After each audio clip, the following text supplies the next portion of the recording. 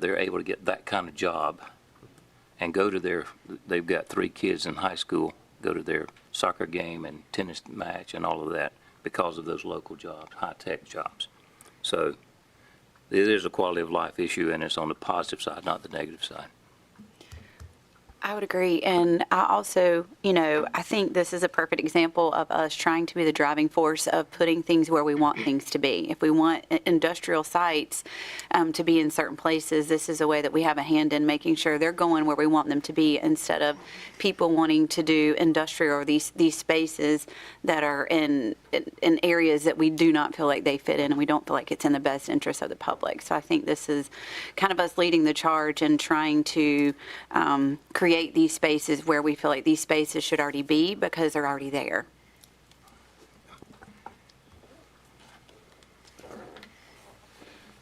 Do I hear a motion? I make a motion to adopt the resolution approving the project summary for an economic development incentive grant and authorizing the county manager and county attorney to finalize the corresponding agreement. Second. All right, we have a motion and a second. Any other discussion? All right, all those in favor of the motion, please say aye. Aye. Any opposed, nay? Motion carries. All right, thank you. Thank you, Mr. Simon, for your confidence in the people of Johnston County, and look forward to successful business. We're very grateful for your consideration and approval. All right. Ed Aldridge is here as chairman of the Economic Advisory Board. Ed connected all the dots here. Yeah. Great. I would say y'all want a picture, but no, we're not going to do that. But I just want a picture of that. But thank you. Yeah, get that out in the hall. All right, next item is regarding our emergency services. We have a fire commission update and fire protection service district funding request. Chief Chris Ellington was slated to be here today to present this. Unfortunately for Chris and his family, his father passed away last night, so our condolences to Chief Ellington and his family and his extended family and fire department's emergency services throughout the county. But in his stead, we have Barry Stanley, who's the vice chair of the fire commission here, and we're going to start off there with Ryan Parker here and he brought some folks with him today too, so. Yes, thank you for the kind words and condolences on behalf of Chief Ellington's family. First off, I want to say thank you for the Board of Commissioners' continued commitment to public safety. I stand here before represent emergency services and a couple of fire-related issues today. As you saw when we walked in, we have a number of people here supporting those issues. The first is Deputy Fire Marshal Jordan Piper. We have Assistant Chiefs from Micro Fire Department, Assistant Chief Laster, Assistant Chief Clifton, Kinley Fire Chief Kevin Hubbard, Benson Fire Chief Alan Johnston, and introducing Four Oaks Fire Chief, Vice Chairman of the Fire Commission, Mr. Barry Stanley. He's going to share some updates from the Fire Commission and its associated subcommittees. So, Chief Stanley. Good morning. Morning. Ryan told me I had 30 minutes. Don't listen to Ryan. And he promised me a picture with the commissioner.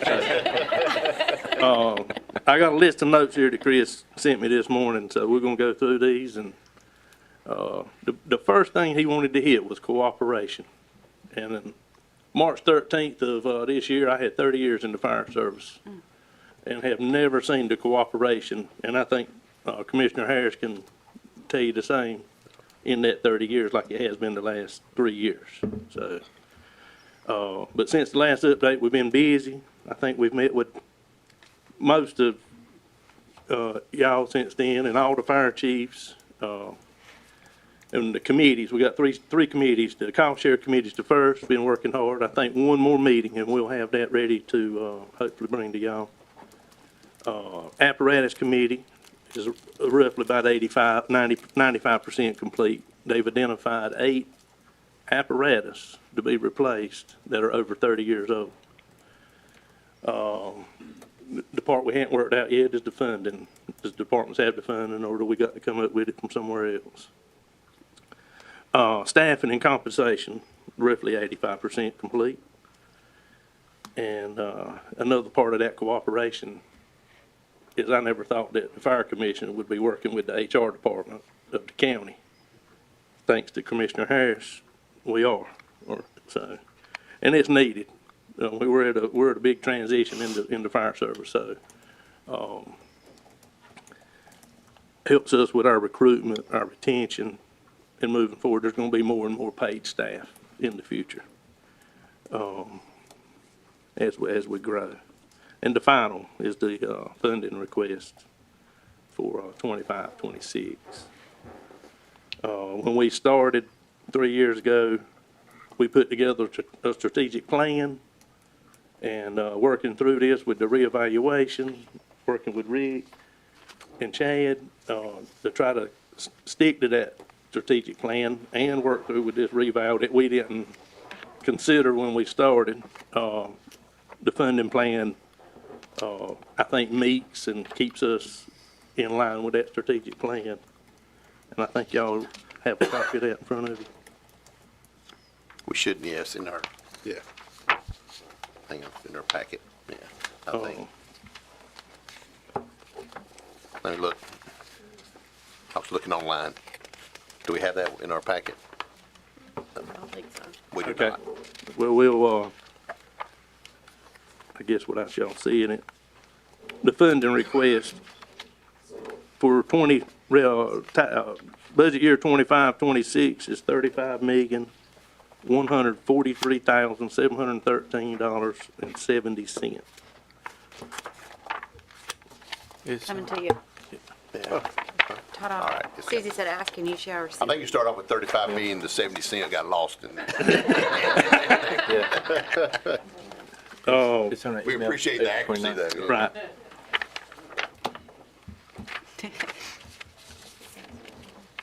Is there any way you can project that up? I told you, Okay. Take one. let's give her, I'm sorry, I keep asking for. I just want to make sure the public can see what we're looking at, say. There.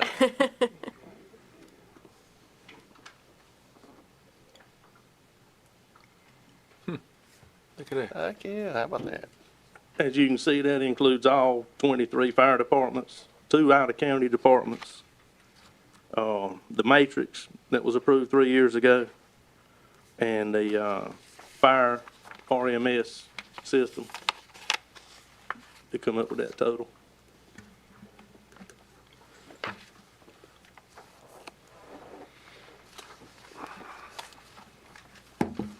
Chief, you mentioned that you'd identified 8 apparatus that need to be acquired across the county. Yes, sir. Has I know in the case of Micro, they had to order that truck that we're going to talk about in a moment 2 years ago. Is any of this stuff in that process, or is it going to be 2 years down the road before it's delivered? The 8 trucks, they haven't been ordered yet. So they've been identified. We got a new system that basically it tells you when you need to order a truck. Well, okay, I got you. There was more than 8 originally, but the committee weeded it down and got it down to 8. So, Mr. Godwin, one of the things that the fire commission does and the committee has done, and let me pause and say first, the cooperation between the fire departments and the chiefs, and I mean, this is all being driven by this massive group of people that's all pulling in the same direction, and I think that's just extraordinary, because the fire service in this county will forever be changed in a positive way as a result of all these people working together. But one of the things that they're looking at is that there's different departments have different funding mechanisms. In other words, those who have truck replacement needs, some of them perhaps may already have the money calculated in their budgets.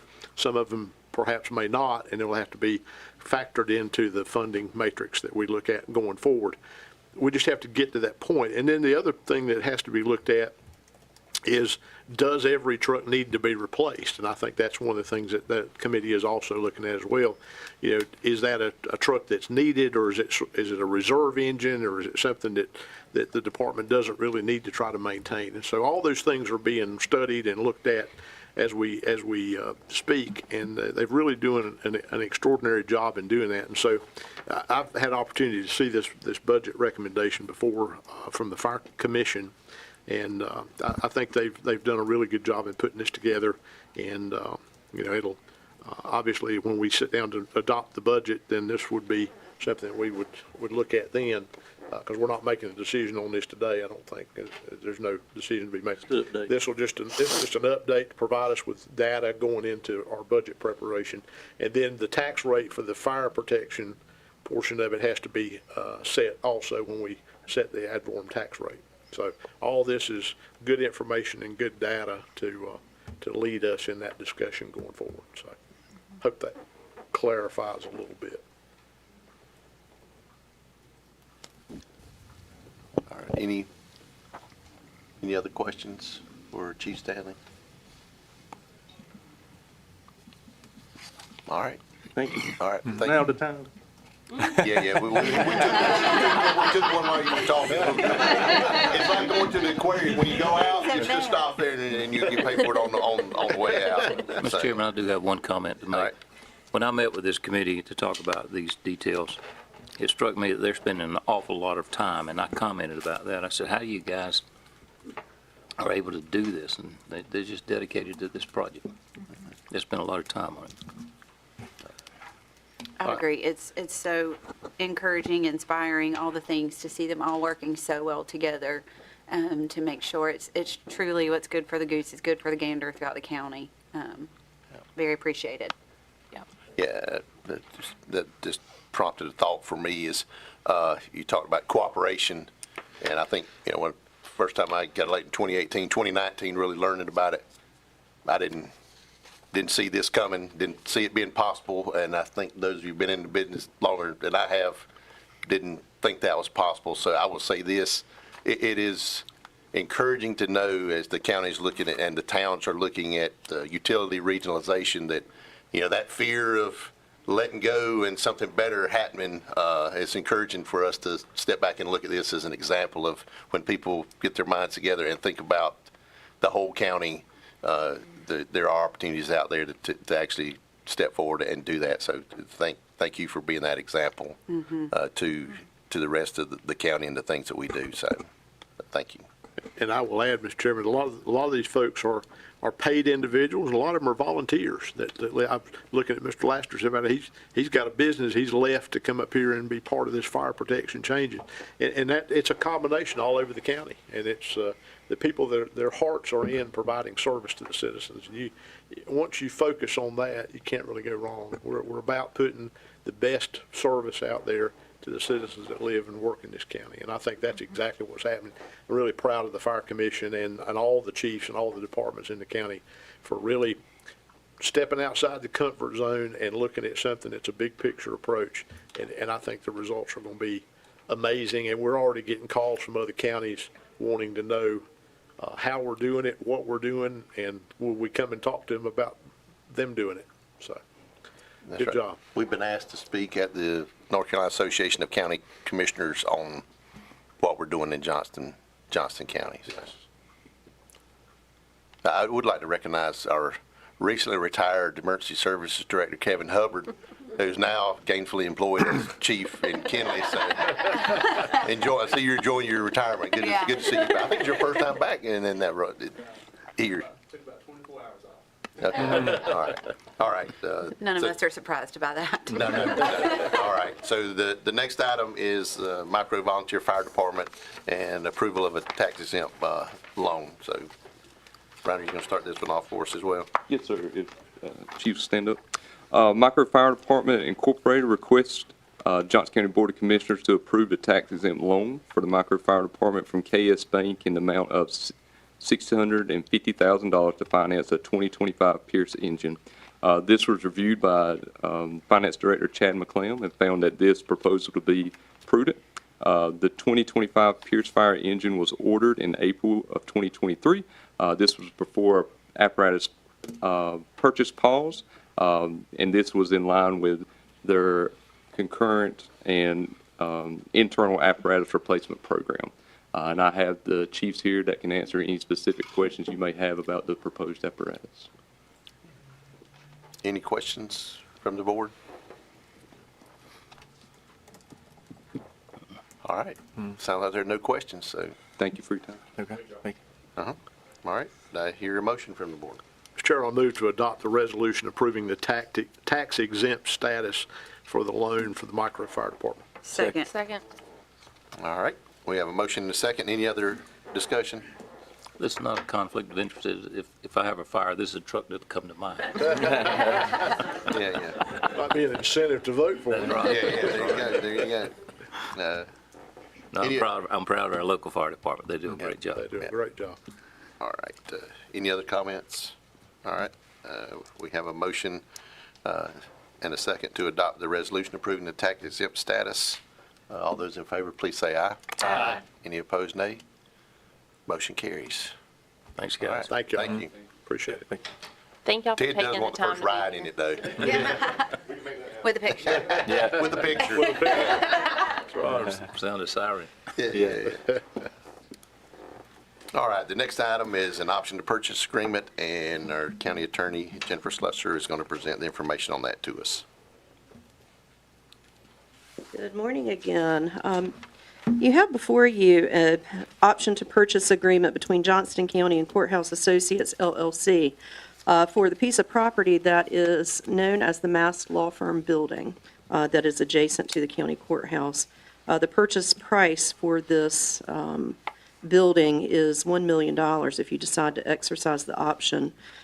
When the board had its work session back in March, one of the priorities and one of the things that you did was look at county facilities. And as part of that examination, judicial facilities landed at priority 2 in all of that. And so this option to purchase agreement moves us forward with that priority 2. The terms of the agreement are essentially this. We have until September to exercise the option. That will give us plenty of time to do all of the due diligence that would be necessary to make sure that we know what we're buying, and then we have until the end of the year to close on this property. So it is my request to the board to please approve this option to purchase agreement between the county and Courthouse Associates for the purchase price of $1 million. The option money is $20,000 at the time that we sign the agreement, and then if we exercise the option, it's an additional $30,000, both non-refundable, and then the remaining balance would be paid when we close by the end of the year. I'd be happy to answer any questions. Any questions?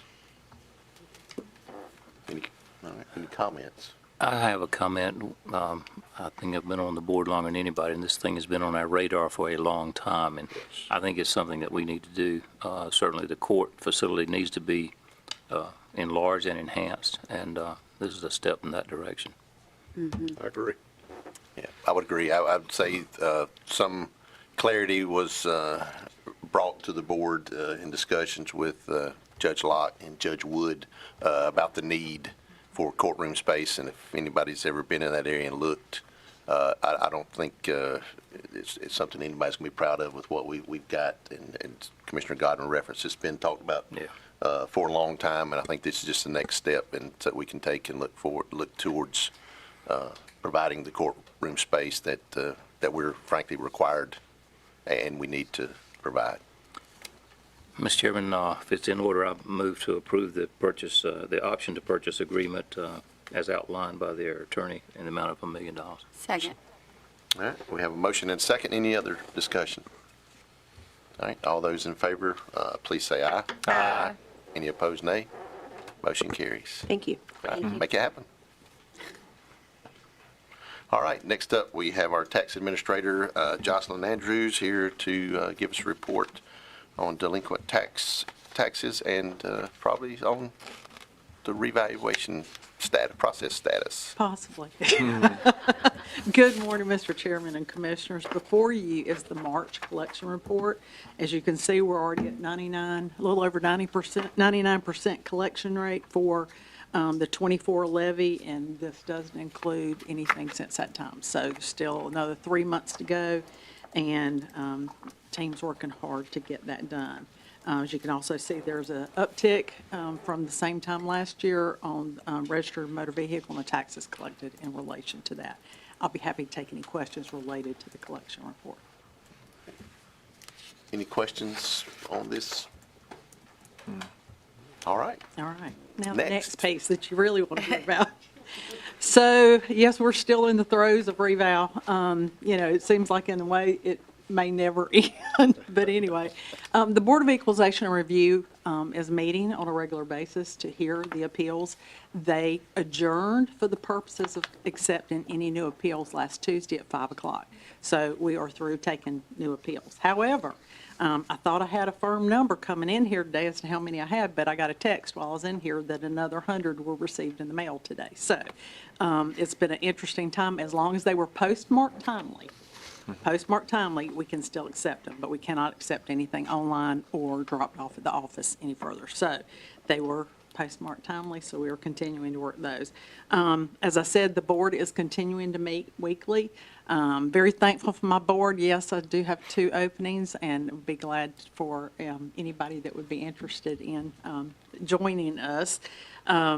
We are working through that. At this point, we've had 4 meetings so far. The board has met 4 days to hear appeals. We have mailed the decision letters for the first 3 days, which was, and I don't know that I do, April the 8th, the 15th, and the 22nd. Those decisions that were made those days, we have notified by mail all the appellants of those decisions. And we are trying to get that information out to appellants as quickly as possible after that. That's just a very high level of where we are at this process. I'll be happy to take any questions as it relates to reval. Any questions? Is the percentage still around upper 30s of people actually getting a little relief on their appeal? I think you said last time it was 37% during the informals. I don't have, I have not run the numbers on the formal, so I don't know. Okay. Yeah, the online, the informals was 34%. 34%. Good memory, because I didn't remember. Okay. I'm glad I got it in front of me. One of the things I'd love to see, I know you guys are in the throes of all this, but I would also love to know the percentage of our citizens who may have found relief through this process in ways that they were not aware of, as far as our seniors, disabled veterans, those that have farmland. I would love to know how this process has maybe helped them get a leg up with regards to their property taxes they may not have already been aware of.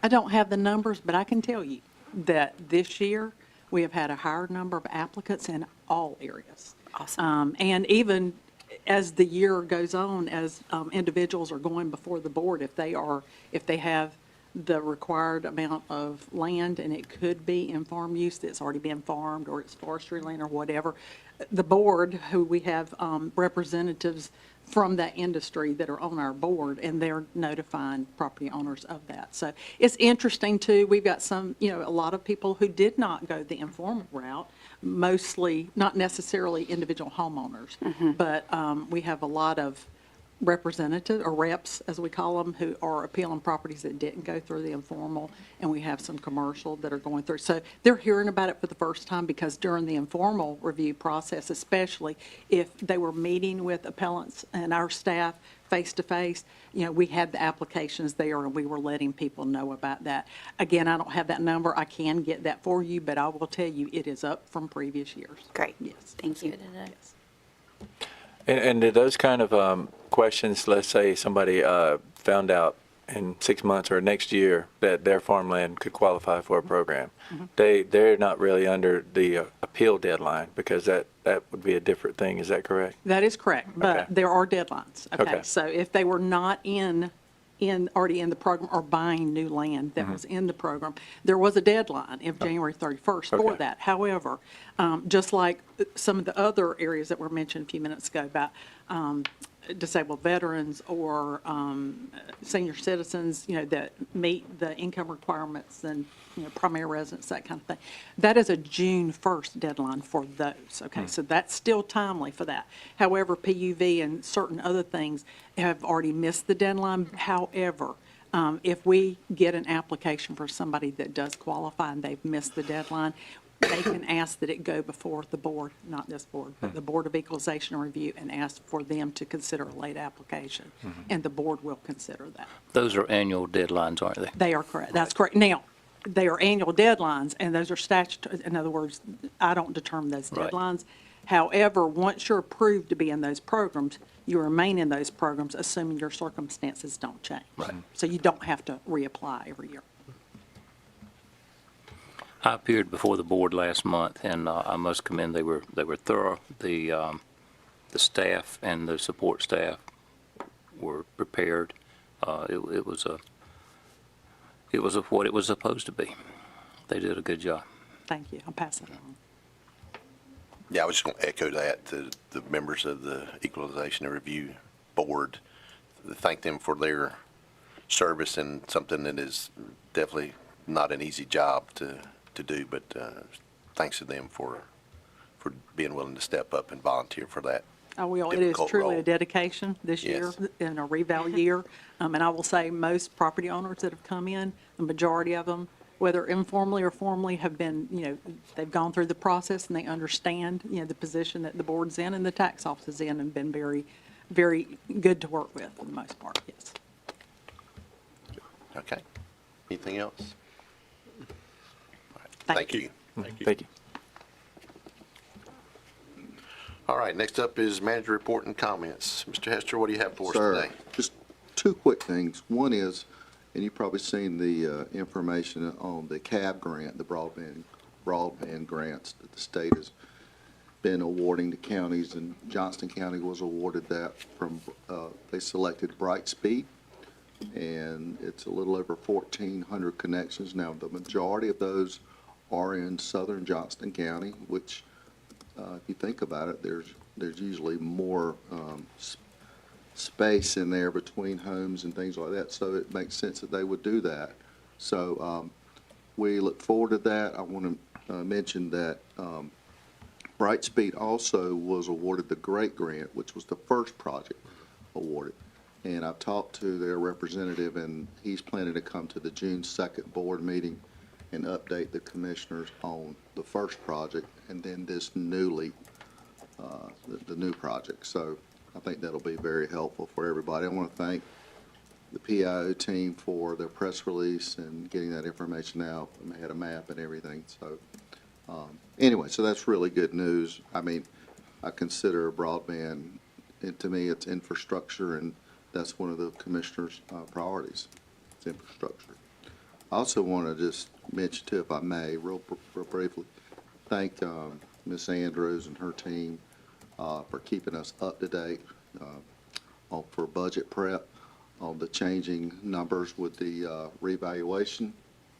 And it may be that for the 19th, the May 19th meeting, that I could have a presentation to the commissioners on a proposed budget. And but we are meeting today at 2 o'clock to try to work on those numbers and see. And it's going to be, there's going to be some estimates here from our part, because a lot of those will not be determined, because formal appeals will be going on throughout the budget process. So we're going to do the best we can with that and be conservative. So just want to thank her and her team. So thank Chad McLam as well for the work he's done on that so far too. So that's all I have today. I appreciate the time. All right. Anybody got any questions, I'll be glad to respond to those. All right. Thank you. Thank you all. Thanks. All right, now it is time for board reports and comments, and Commissioner Stevens, I'm going to start with you today. Nothing major to report. I will say I got an opportunity to come down to the Ham and Yam Festival this past weekend, and it was outstanding. The turnout, the weather, the way it was all done, it was done very well. And so kudos to the town, and it was just great to see so much of our county out and enjoying so many other local business owners, local vendors, local artists, all of the things. So yeah, kudos to all who put that on. All right, thank you. I have Mr. Rhodes? nothing at this time. I'll come back to you. Commissioner Godwin, I don't have anything. Commissioner Stovall. Nothing added this morning. I had a few things. 2 weeks ago, I was fortunate to attend, as well as Commissioner Godwin, the Heritage Center for their patron center. So that was really nice being able to celebrate the 70s of Johnston County. So that was really neat. And then also able to go to, I went to the concert at the Ham and Yam this past weekend. So it was, again, it's echoing April's comments of it was really great to see so many people out and about and enjoying downtown Smithfield and just having a great time. And thank you to also the public safety people that were also helping work the event. It was really great to see fire, EMS, police, everybody there. Liam loved being get on the fire truck with Smithfield, so it was a good time. All right. Vice Chairman Harris? Yes, thank you, Mr. Chairman. Just a couple of items. For several years now, we've worked on the mental health concerns that we have in the county and are moving toward behavioral health urgent care. And recently, I've had a conversation with some of the folks, representatives from Orange County, and they're actually in the process of building a crisis diversion facility for mental health services and treatment, which includes the behavioral health urgent care and a lot of other components. So you'll see more of that coming as we move further into those conversations and try to address the issues that we have here in the county that affect DSS, the hospital, the health department, and all our citizens as well. It's a huge problem, and I will say the Orange County folks have been working on this project for about 5 years to get to the point that they are, and they've been very helpful and willing to share the things that they've learned and the things that they are working on with us, and we'll likely get more information from them as well.